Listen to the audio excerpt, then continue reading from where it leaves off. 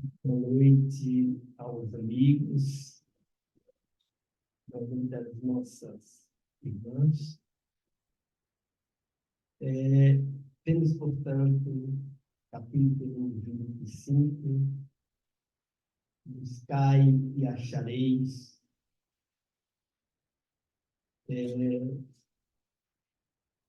Ajuda-te a ti mesmo, que o céu te ajudará.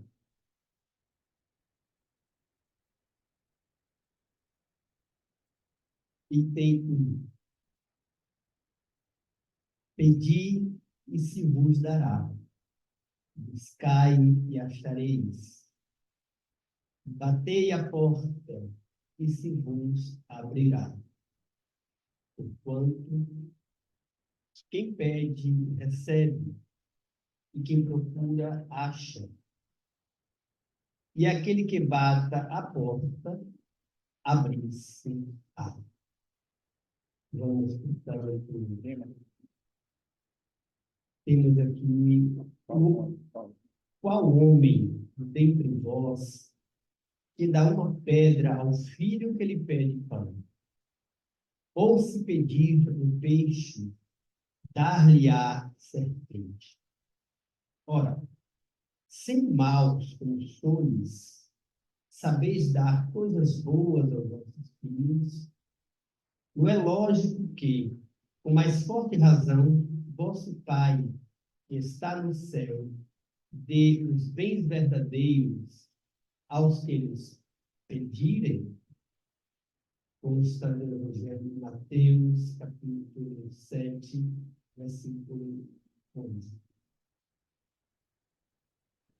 7 a 11.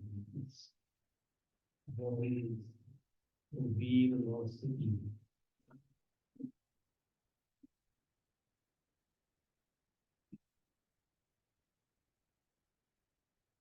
Boa noite, prezados irmãos e irmãs, queridos mesmo, queridas, que nos dão alegria ao nos encontrarmos, contemplar as faces, os olhares, os semblantes acolhedores. Isso é o neto. É o neto que nós nos acostumamos a conhecer, mais que a conhecer, a conviver. Bem, irmãos, essa parte do Evangelho de Jesus, que na verdade está no Sermão do Monte, junto com tantos outros ensinamentos que compõem esse código incorredor, insuperável para todos nós, que Jesus nos legou para nos conduzirmos no caminho da felicidade. Lembremos que o Sermão do Monte começa bem aventurados. Jesus faz uma evocação, uma convocação, bem aventurados, aponta uma direção. E daí vem tantos outros ensinamentos. Nessa parte, percebemos que Jesus é categórico quando ele faz as afirmativas. Ele até não tem o verbo, no tempo do verbo assim, imperativa. E bom, e ele, ao dizer passar essas informações, ele percebe que ele quer retratar o quê? A perfeição das leis divinas, a perfeição das leis que regem as nossas vidas, às quais todos nós estamos submetidos, sem, claro, sem maiores detalhamentos, mas definindo muito bem o sentido de cada palavra. E ele vai mais à frente e exemplifica o que ele quer dizer com pedir obtereis, buscar e achareis. Ele traz uma exemplificação. Qual homem que um filho lhe pede uma pedra, um peixe lhe oferece uma pedra, ele lhe pede um peixe que oferece uma serpente, pede um pão e oferece uma pedra. Mais ou menos assim. Ora, se vós que sois imperfeitos, sois capazes de dar coisas boas aos vossos filhos, imaginemos o Pai Celestial, o Pai Criador. Ele retrata aí a grandeza, as dimensões das perfeições divinas. Dentro desse universo de perfeições é que nós estamos.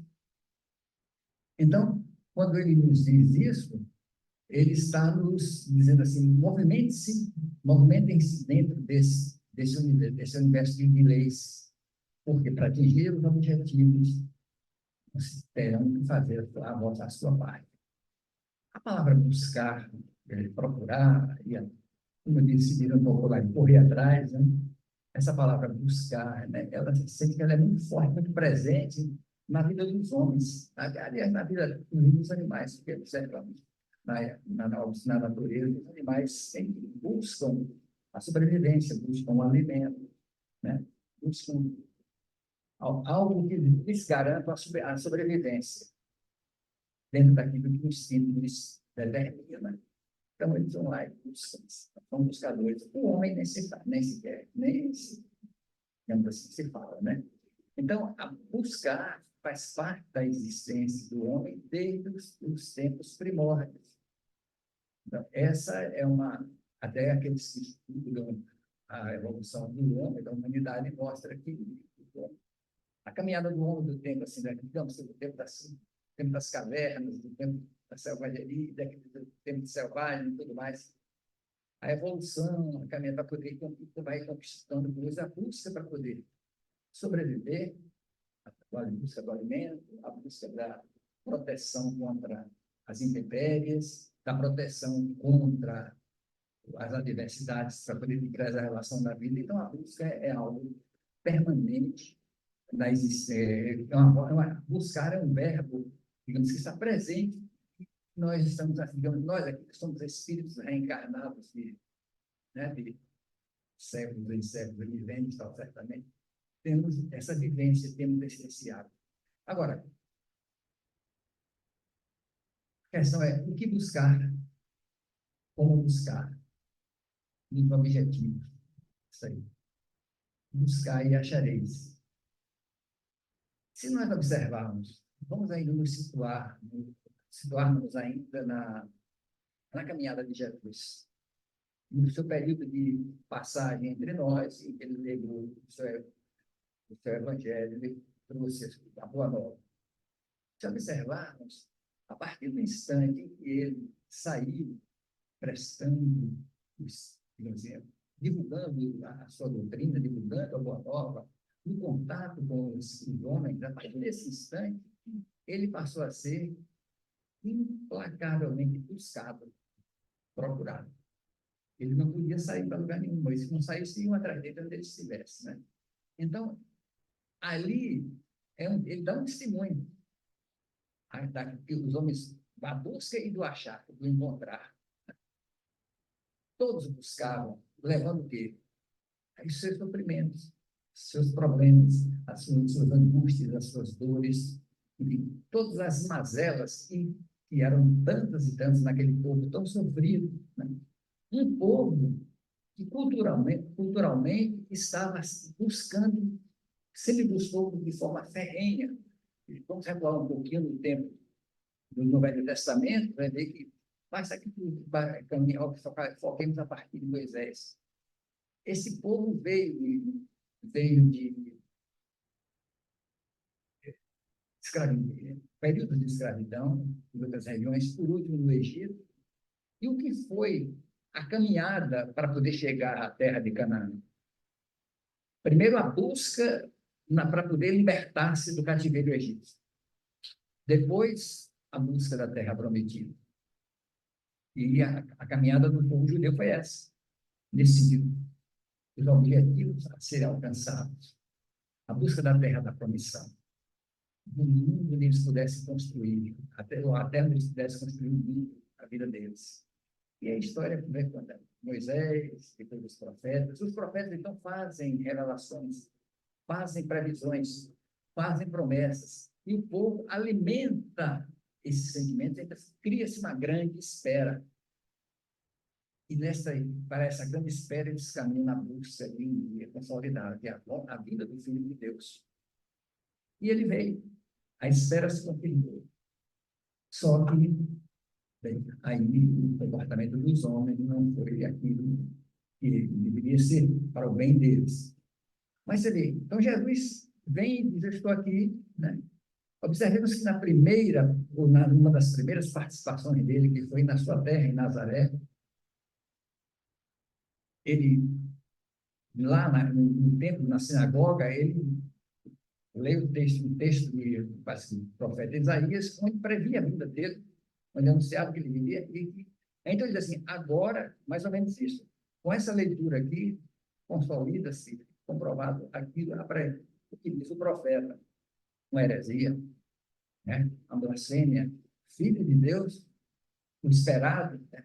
O filho de José e de Maria, do Galileu. Aí começa toda uma questão. A coisa vai dar uma situação que ele sai aos trancos e barrancos da sinagoga e é levado para que Nazaré ficava na região alta, né? Então, para que o lugar mais alto aí, de lá tinha um penhasco, queriam jogá-lo de lá de cima para embaixo, para poder. Era a lei, né? E blasfemou contra Deus, blasfemou, se dizendo de Deus. Bem, aí eles não entenderam, mas ele desapareceu da mão deles, eles não sabiam. Ele desceu tranquilamente, eles ficaram se agarrando no outro. Mas, na verdade, eles subiram com ele nos braços para poder jogar ele, segurando para jogar ele fora. Então, a partir daí, ele vai testemunhando o que ele tinha para dar. Os que o buscavam, encontravam, receberam. Bom, as curas de ordem física, as angústias, os sofrimentos de morais, digamos assim, as humilhações, tudo isso, os alentos que precisavam dar para a sua alma. Uns vinham e encontravam a cura do corpo. Visão, audição, né? Deficiências físicas, até mesmo aquela época chamada lepra, e por aí vai. Até ressuscitação, né? Ressuscitação dentro da realidade que eles estavam sabendo hoje. Mas as pessoas recebiam no campo físico. Agora, como as pessoas recebiam e qual o sentido que elas davam e qual a significação que para elas representava aquilo ali, isso era somente por ficar bom, então estou bem, graças a Deus, vamos voltar a viver a vida normal, ou se isso causava alguma consequência positiva, mas aí é a questão de cada um. Então, as pessoas achavam. Agora, o desdobramento é que era as curas, mas também teve aqueles que se demandavam curas da alma e recebiam, achavam, encontravam, né? Temos, por exemplo, né? Dentre os milhares, todos buscavam e recebiam. Mas os registros dos evangelistas trazem alguns registros de alguns que representam centenas ou milhares de outros que foram atendidos e que são significativos para a nossa apreciação. Então, no efeito positivo e no efeito da alma, das repercussões na alma. Madalena, obsiada, né? Mas era uma mulher que tinha aspirações, ela sofria angústias, porque ela tinha aspirações a mais. Ela vivia uma vida material, uma vida, assim, digamos, de satisfações, mas que, no fundo, eram amarguras para ela, pelo menos é o que dizem alguns comentaristas. Mas ela desejava algo mais, né? Quando ela encontrou Jesus, ela recebeu esse algo. Primeiro, ela foi desobsidiada. Segundo, depois, ela encontrou uma razão de viver. E aí, né, ela deu um sentido de elevação, né? Como ela, a Zaqueu, né? E por aí também, como possivelmente a hemorroíça. Então, foi nesse universo de convivência que esse busca e achareis foi muito exercitado e confirmado, digamos, segundo a própria afirmação dele. Foi muito, assim, praticado por ele. Mas, é claro, ele está se referindo às leis divinas, à providência divina, num alcance muito maior, digamos assim.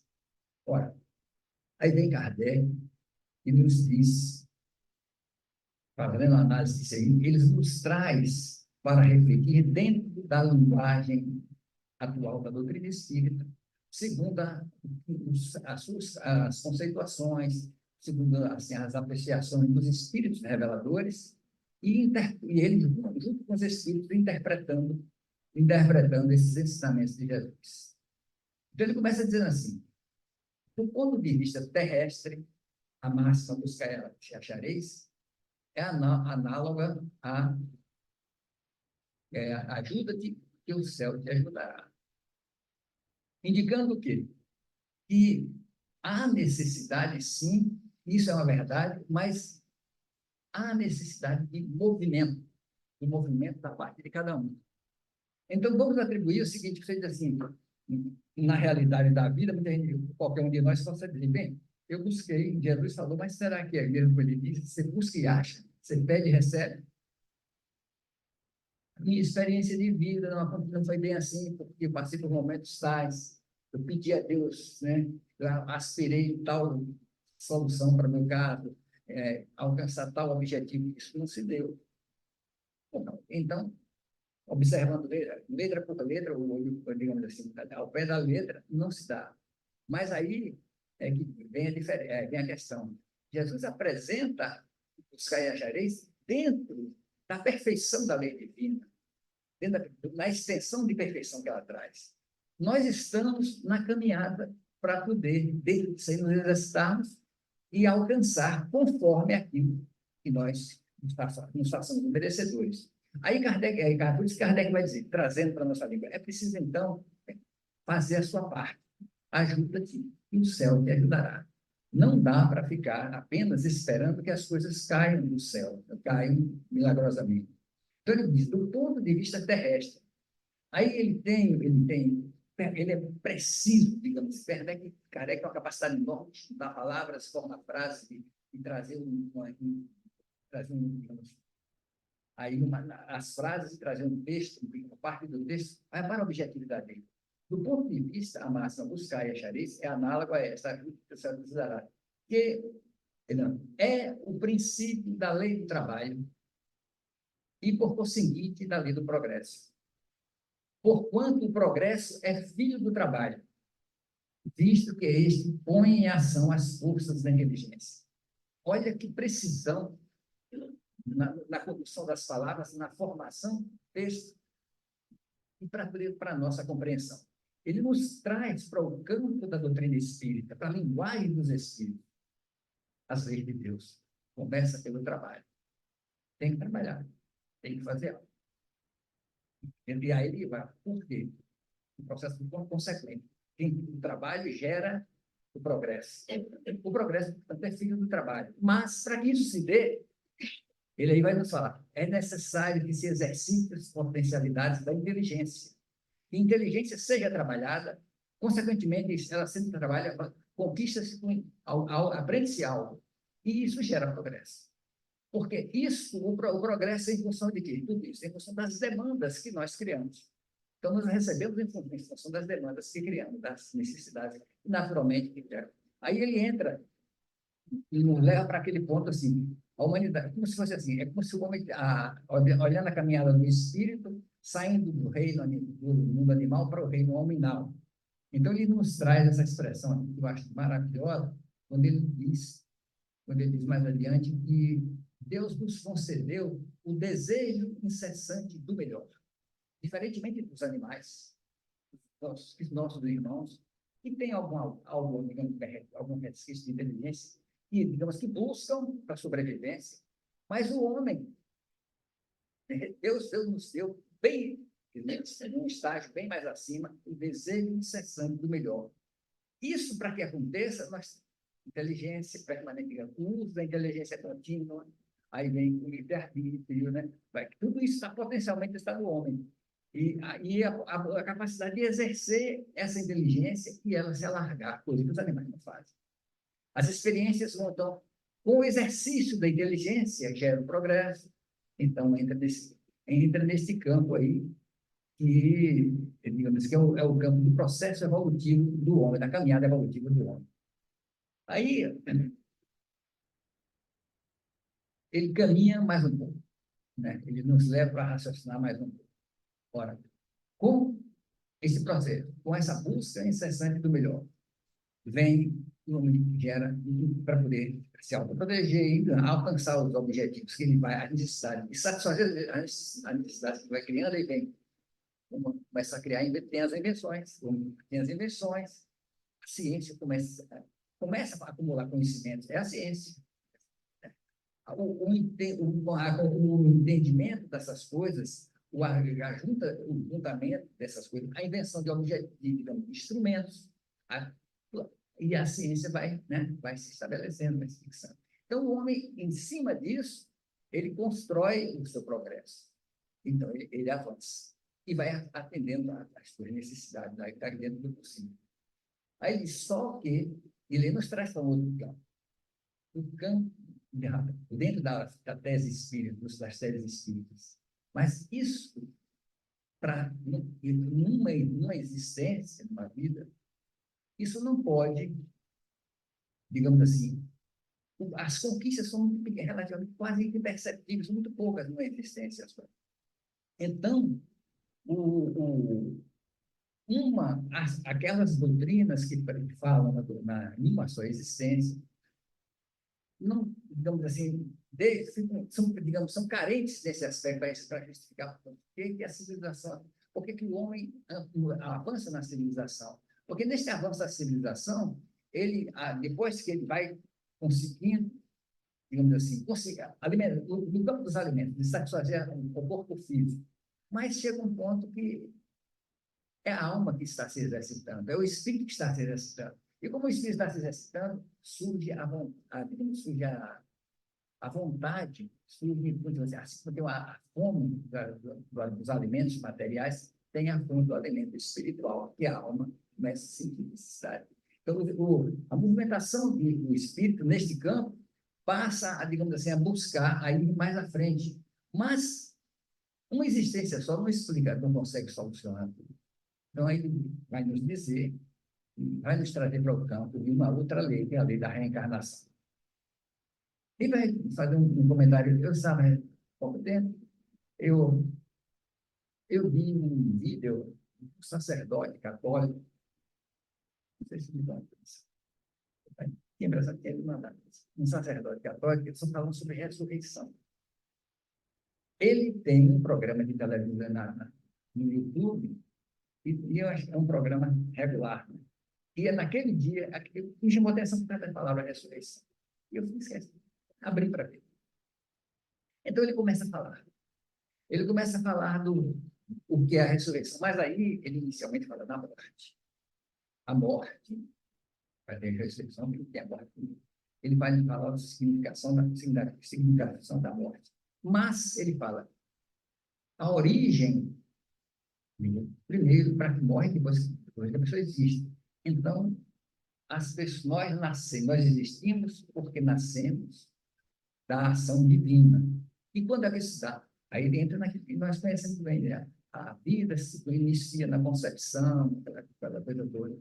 E bem semelhante à teoria espírita. Aí fala sobre a condenação do aborto, e vai nesse campo. Mas ele diz assim, Deus criou a alma e o corpo.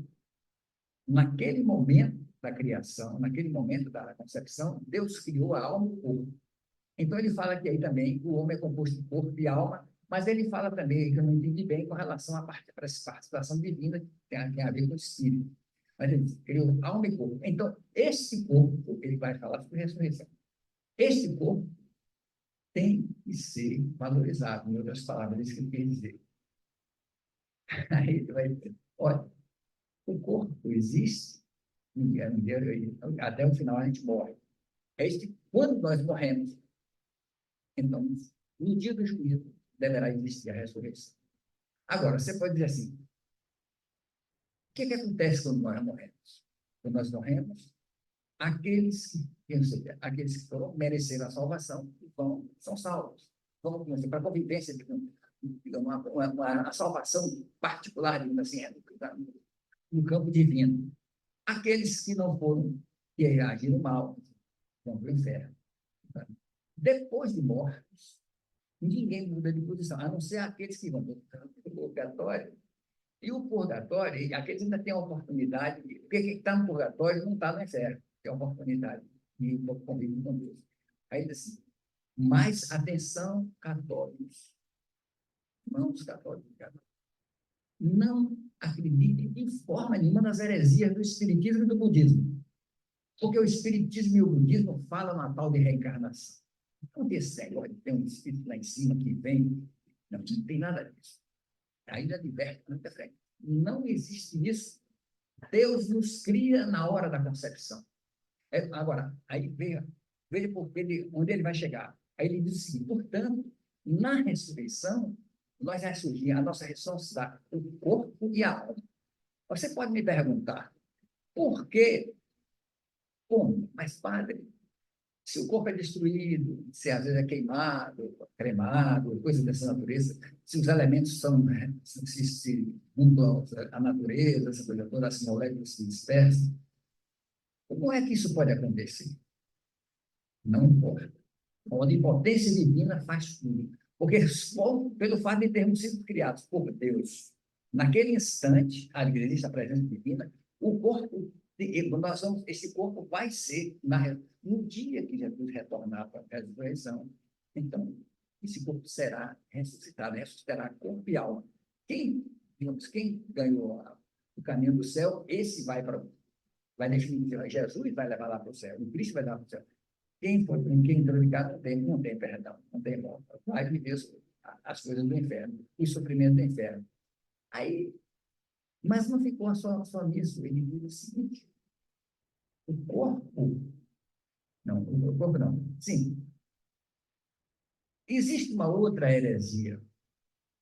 Outra heresia, aí também sobre os protestantes.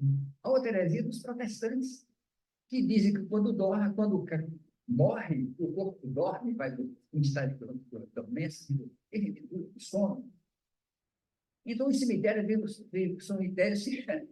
são cemitérios digamos assim, dormitórios? Não existe isso na Bíblia, em lugar nenhum, não existe aí.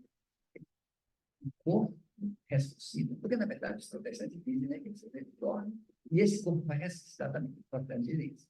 Então, ele acha que esse corpo nosso vai ressuscitar porque ele tem esse momento da presença de Deus no momento da criação. Ele tem isso, com a diferença de que esse corpo será, digamos assim, aqueles que serão resgatados para o céu, esses terão, aí ele diz 4 itens, mais ou menos, de impassibilidade, ou seja, não vai sofrer mais, não está mais sujeito a sofrimento, volatil, se movimenta, se desloca, brilha, que recebe o brilho, mostrando a ressurreição que aconteceu com Jesus, a mesma coisa. Sabe? Então, é nesse nível. Mas o que é que ele quer dizer? E isso tudo se dá numa encarnação só, numa existência só. Então, por que eu abordei isso? Para fazer assim, um paralelo com o que a doutrina espírita nos ensina, que a gente já conhece mais ou menos, o livro dos Espíritos, né? Ele diz aqui, numa existência só, o progresso dentro dessa linha de pensamento de Kardec é muito quase imperceptível. Então, há necessidade, sim, da reencarnação. Então, a reencarnação é um processo que nos leva para alcançar os objetivos, né, digamos, das leis. Por isso que, para isso é preciso que haja trabalho para poder construir o progresso, construir as conquistas, como nós temos assistido até o ponto que nós chegamos hoje. Aí ele vai dizer, por isso que o homem não recebe nada, os espíritos não se preocupam em nos deixar, em nos trazer as coisas feitas, nos trazer as fórmulas de descobertas, novas descobertas, conhecimentos da ciência revelados, não. Os espíritos nos apontam os caminhos. Eles nos ajudam, nos apontam os caminhos, mas eles jamais se antecipam para poder nos dar confortavelmente essa ou aquela descoberta, senão aí estaria fora haveria muita injustiça, né? Porque, por exemplo, uma pessoa que nada faz, que nada fez, recebe uma revelação, uma informação e vai se tornar, vai tirar proveito disso na vida da coletividade. Então, na verdade, ele não fez esse curso. Nós temos tido, né, tantos exemplos ao longo do tempo, ao longo da nossa existência, que a gente sabe perfeitamente, mas, por exemplo, bem recente, e marcante para as nossas vidas, que foi essa situação da Covid, né? Ora, chegou essa crise, esse vírus destruidor, avassalador do mundo inteiro. Então, o homem teve que se virar, né?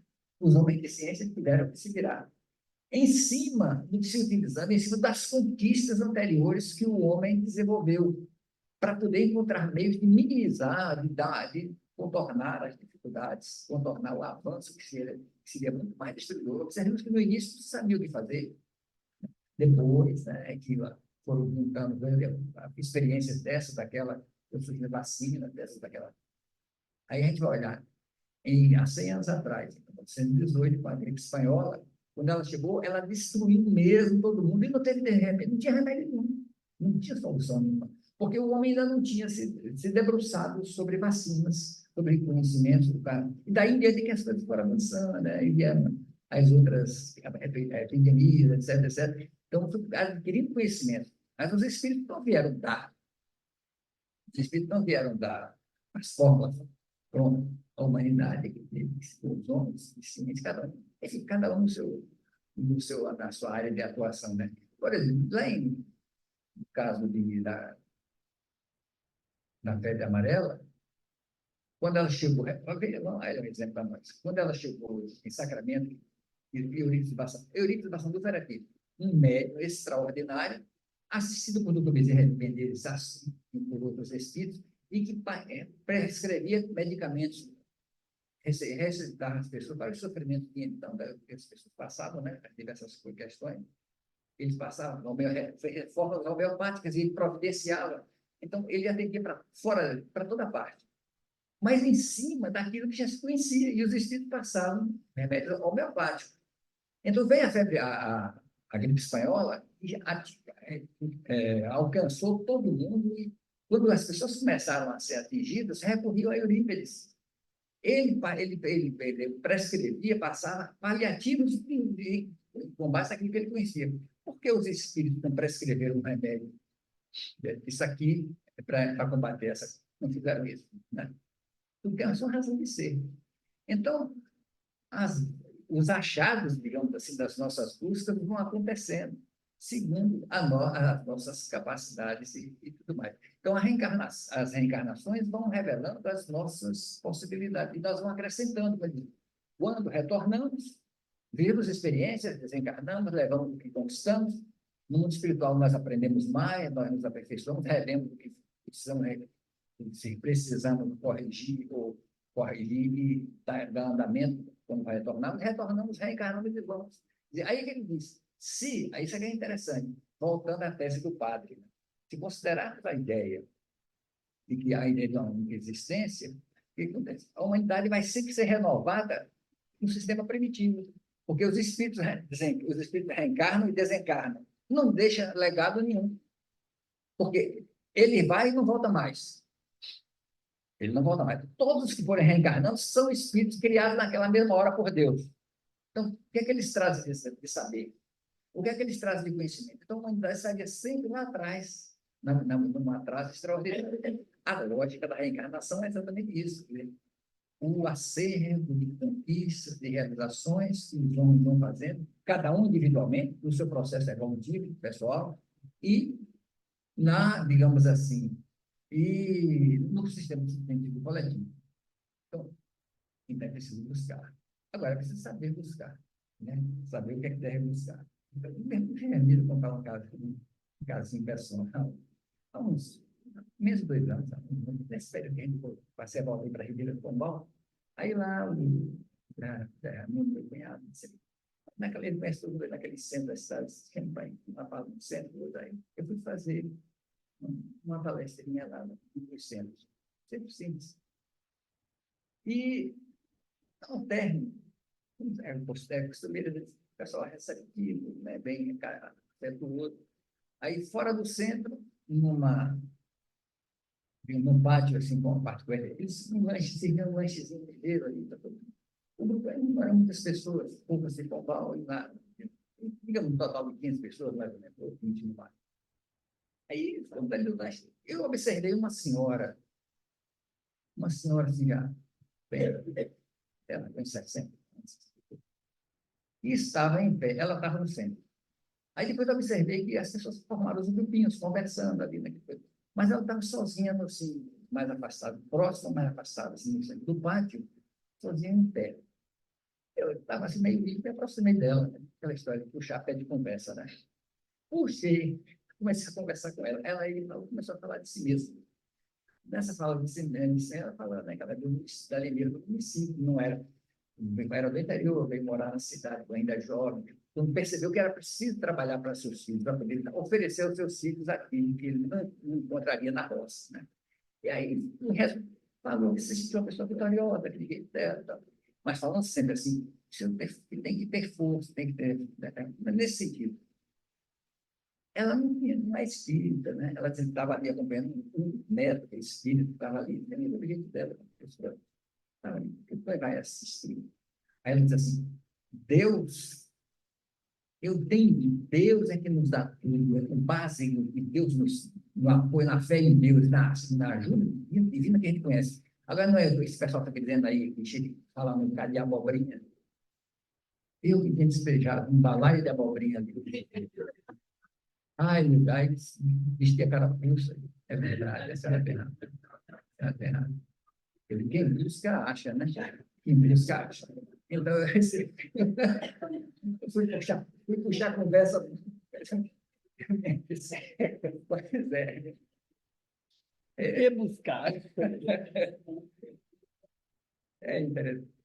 Então, Kardec nos traz essas reflexões, trazendo os ensinamentos de Jesus e desenvolvendo, mostrando que Jesus você tinha no campo, né?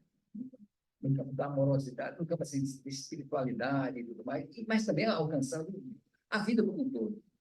Então, Kardec diz, e mais adiante ele vai dizer assim, todas as análises que ele faz são sob um ponto de vista terrestre.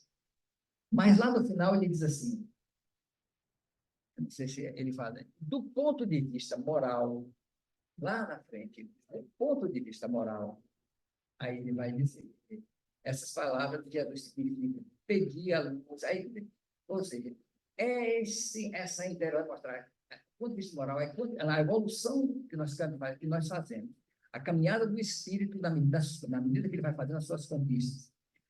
Ele vai aprendendo, digamos assim, tendo possibilidade de se direcionar para o mundo espiritual. Aí nós pedimos e obtemos, né? É o que nós fazemos no centro espírita, é que se faz nas casas religiosas, é o que cada um faz no seu campo, sozinho, nas suas orações. Na medida que nós se confiamos, pedimos. É como a senhora disse, ela tinha fé em Deus e conseguiu tudo. Então, nós vamos, ele nos ensina, então buscar é a sintonia com a espiritualidade, é a oração, a busca do mundo espiritual, como ele diz, com sinceridade, com fervor, com fé, com humildade. Porque aqueles que não são humildes, aqueles que agem, digamos assim, que são arrogantes, autossuficientes, ele disse, lembrando o que ele falou antes, né? Ele veio os médicos, e não precisa de médico, né? Eles são aqueles necessários. Então, nós temos que ter humildade nas nossas, nós somos todos carentes. Mas os arrogantes vão arcar com a lei divina, quer dizer, aí que entra a coisa. Ele pode dizer assim, pediu e não alcançou. Mas ele acredita nas suas potencialidades, nas suas possibilidades.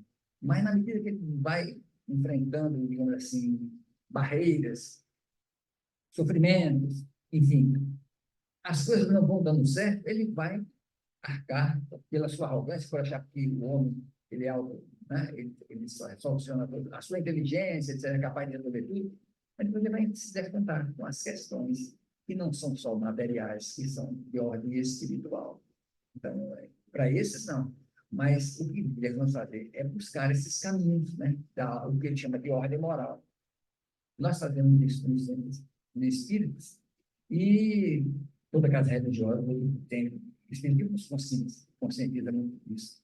da necessidade de estarmos, digamos assim, afinados, né? E sintonizados com os espíritos amigos. Porque somos imperfeitos. Por sermos imperfeitos, necessitamos de ajuda, necessitamos de auxílio. Então, aí daí é que é digamos assim, a súplica que precisamos fazer, e que nem sempre vem como nós queremos. Temos que entender isso aí. Aí a questão das leis, as leis que eu falei, as leis são perfeitas, nós entendemos, achamos que a lei divina tem que nos atender daqui tempo, pede, mas o que pedimos nem sempre é o que nós precisamos, é o melhor para nós, né? Muitas vezes precisamos passar por tais experiências que nós não gostaríamos de receber dessa forma a resposta da vida, mas a resposta vem de outra maneira. Essa outra maneira é o ensino, né? É a aprendizagem, para o enriquecimento do espírito. Então, Jesus abordou em tantas outras situações. Aí Kardec agrega a esse capítulo, ele vai falar, vai trazer aquele negócio das aves do céu, do campo, né? E dizer assim, olha, não se preocupe com o dia de amanhã, não se preocupe com o que há de comer, com o que há de vestir, com o que há de beber. Não. Kardec traz toda aquela coisa, vai dizer assim, ora, se nós formos pegar ao pé da letra isso aqui, não tem lógica. O próprio Jesus está se contradizendo, porque ele diz outras coisas que é preciso a gente avançar, que a gente está nos esforçar, nos movimentar. E aqui, mas só que ele diz, ali está, como ele diz, uma alegoria poética, digamos assim, que ele diz, tá? Mas ele encerra lá, buscai primeiro o reino de Deus e a sua justiça, e mais coisas servirão por acréscimo. Jesus ali não diz para não fazer nada. Ali ele traz a mensagem, dizer, não nos debruçarmos sobre as coisas do mundo, voltar sobre as coisas da terra. Mas, como ele disse, não ajunteis tesouro na terra que a traça, corrói, a terra que destrói, mas tesouro nos céus. É investir no espírito, é investir no crescimento espiritual. Por quê? Porque a essência da lei de Deus, e aí Kardec ressalta esse aspecto, a providência divina sabe, então, nos dota de todas as necessidades que precisamos, todos os recursos para atender as nossas necessidades. A questão é como é que nós lidamos com as nossas necessidades, ou como é que nós, digamos assim, lidamos no sentido de querer mais ou querer menos. Às vezes queremos muito, a questão do supérfluo, a questão do que o homem quer demais. Por isso que ele diz assim, a Terra, imaginando que a Terra é um planeta vivendo de ordem divina. Jesus é o governador, né? Foi o arquiteto maior, o coordenador dos milhares e milhares de espíritos arquitetos aí para poder trabalhar na construção da Terra. É uma desse planeta, entendamos assim, acredito eu. Quando o planeta foi construído, tudo que veio para cá já foi para, digamos assim, como eu disse, esse é o suficiente para que ele surja, nele gere a vida se desenvolva e tudo acontece com todas as potências, todos os recursos que nela existem. Como saber lidar com eles. Então, nós estamos nesse século aqui, nós temos, já sabemos que a Terra sempre nos ofereceu, mas vivemos dificuldades. Por quê? Porque o homem busca isso erradamente, o homem quer erradamente. Aí tem a história, nós vemos assim, o excesso de querer, o excesso de junção de coisas e a necessidade de alguns, de poucos, e a necessidade, então, se faz premente na grande maioria. Então, há um desequilíbrio aí que acaba de se a vida foi administrada, foi conduzida com equilíbrio, com serenidade, com fraternidade, com sentimento de caridade, com sentimento de justiça. Então, a Terra atende a todos os seus habitantes. Ela foi feita para isso. Resta-nos encontrar o caminho de retorno para poder chegar a essa condição de uma Terra reequilibrada. É a chamada Terra. Será que seria a fase da regeneração? Esperamos que sim. Para isso, vamos ter que sofrer. Não é? Claro, essa humanidade vai ter que sofrer muito mais ainda. Continuamos a sofrer, estamos nesse sofrimento, porque essas observações de Jesus, essa busca adequada, esse pedido sensato, ele batei a porta, se vos abrirá. Claro que a porta vai estar sempre aberta para nós. mas aberta na dimensão, na possibilidade de nos atender naquilo que efetivamente nós precisamos e é necessário para nós. Então, nós, às vezes, violentamos a porta, vamos dizer assim. Nós arrombamos a porta e assambarcamos tudo para nós. Muitos vão ficar sem possibilidade, sem recursos. Então, é por isso que nós temos tantas necessidades, tanto sofrimento, e tanta carência espiritual também. Porque aí entra também a carência espiritual. Isso decorre de quê? Da nossa desatenção para o evangelho que nos chegou, que Jesus nos trouxe. Então, o Sermão do Monte, se nós soubermos bem, soubéssemos nos assegurarmos bem nessa convicção, é o roteiro seguro. Porque o Sermão do Monte é um caminho onde está inserido esse texto aí, esse texto de Jesus, é para nos ensinar como lidar com o próximo, como lidar com a vida, como lidar com Deus, com a divindade e lidar com Deus, cada um consigo próprio. Então, se nós pudermos harmonizar isso aí, nós seremos pessoas felizes, seremos bem-aventurados. Bem-aventurados, como ele nos convoca logo no início, nas bem-aventuranças. Como estamos ainda nessas experiências muito sofridas, muito difíceis no mundo, e cada um tem a sua experiência, então roguemos a Jesus que continue a nos estender a mão e que nós aprendamos a buscar com mais equilíbrio, com mais serenidade, também com mais confiança na providência divina. E assim seja. Obrigado a todos.